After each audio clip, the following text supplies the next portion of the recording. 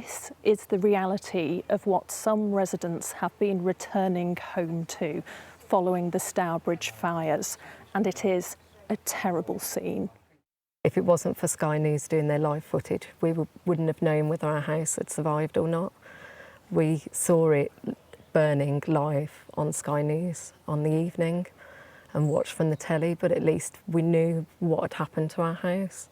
But on the Sunday, we were allowed to be escorted to the property just so that we could see it with our own eyes. For my parents, they were in complete disbelief. They didn't believe that was their house.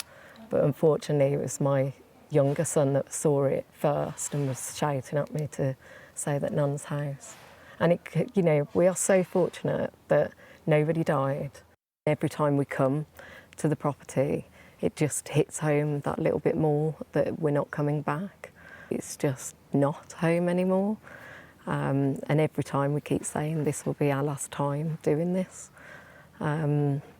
It's just devastating. I can't find the words to tell you how awful this has been and where we start again.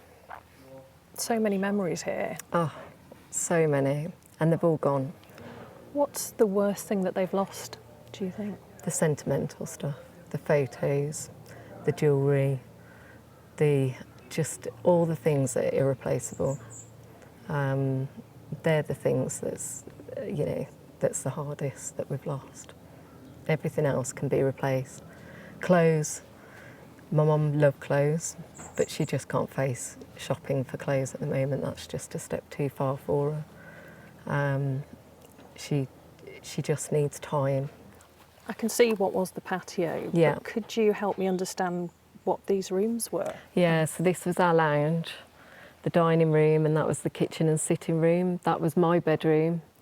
That was my sister's bedroom or guest room. That was my boy's bedroom, so I've got 2 children.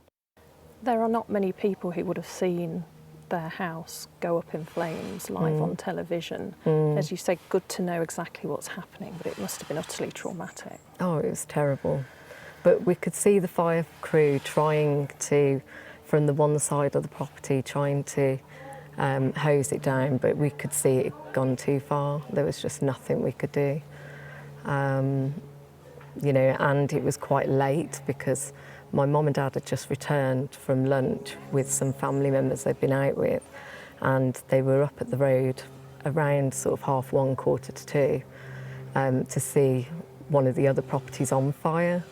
So to see our house then be on fire later on the evening was a complete and utter shock. We honestly thought that we were okay. We were one of the lucky ones, but we weren't, and we've just lost absolutely everything. My dad is 82, my mum's 78.